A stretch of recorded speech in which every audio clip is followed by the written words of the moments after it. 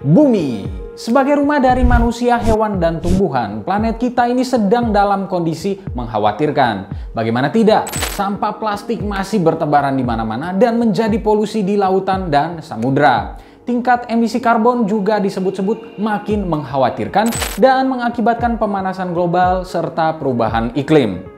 Sejumlah ahli menyebutkan bahwa perubahan iklim yang signifikan ini bisa membawa kepunahan massal bagi makhluk hidup di muka bumi, termasuk manusia. Wih, ngeri nggak tuh? Dengan ancaman besar seperti ini, akhirnya negara-negara berdiskusi bersama guna mengatasi berbagai dampak yang disebabkan oleh perubahan iklim. Setelah negosiasi alot selama bertahun-tahun, berbagai negara akhirnya mampu mencapai kata sepakat pada tahun 2015.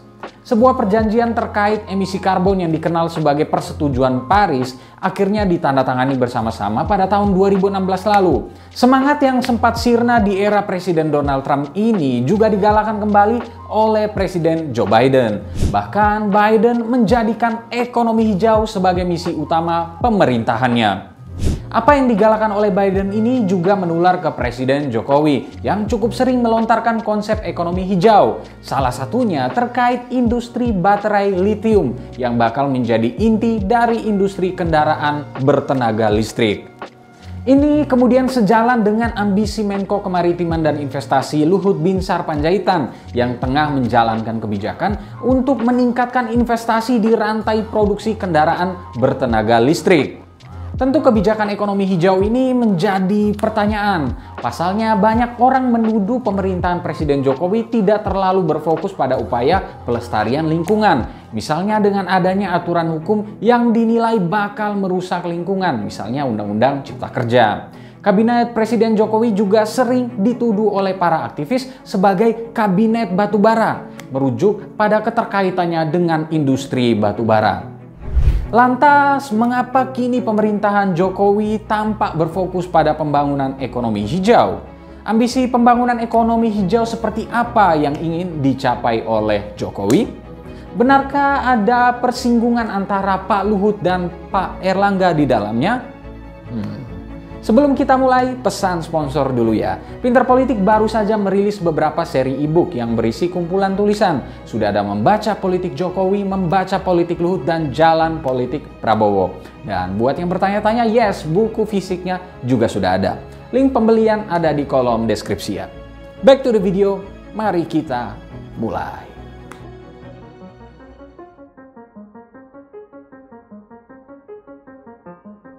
Jika bicara tentang ekonomi hijau, salah satu istilah yang familiar dan berhubungan dengannya adalah ekokapitalisme atau kapitalisme hijau. Konsep ini berusaha mempertemukan kebutuhan pembangunan yang berkelanjutan dengan kepentingan untuk memaksimalkan profit dalam bisnis dan ekonomi.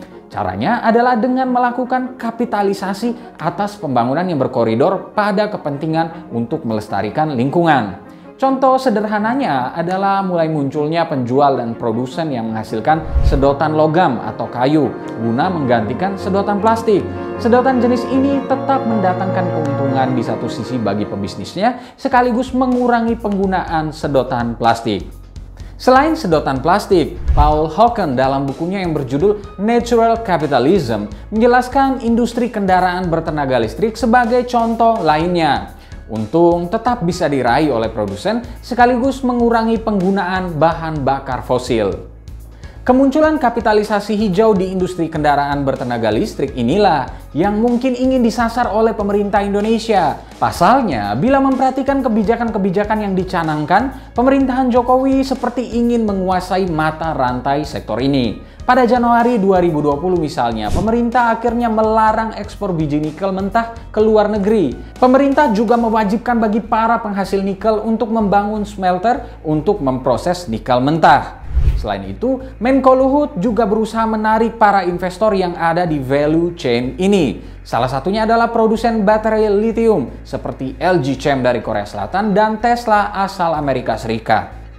Bukan tidak mungkin penguasaan terhadap rantai-rantai value chain industri kendaraan bertenaga listrik ini dapat menjadi keuntungan bagi Indonesia. Bahkan penguasaan nikel oleh Indonesia ini bisa saja menjadi daya tawar bagi pemerintah di luar negeri. Pasalnya, sejumlah ahli memprediksi bahwa baterai listrik dapat menjadi minyak baru di masa depan. Namun bukan tidak mungkin dengan peran nikel dan baterai lithium yang semakin penting ini, persaingan dalam kapitalisasinya pun ikut muncul. Ini salah satunya terkait perbedaan pendapat yang mulai terlihat di jajaran kabinet Indonesia Maju sendiri. Kabar terbarunya terkait negosiasi antara Freeport Indonesia dan perusahaan Tsingshan Steel asal Tiongkok soal pembangunan smelter nikel yang semula direncanakannya di Weda Bay, Halmahera yang telah menuju titik buntu. Padahal rencana pembangunan tersebut merupakan salah satu proyek yang diharap-harapkan oleh Menko Marves Luhut Panjaitan. Di sisi lain, dikutip dari tulisan John Macbeth di Asia Times, Menko Perekonomian Airlangga Hartarto disebut-sebut lebih mendukung pengembangan smelter di Gresik, Jawa Timur.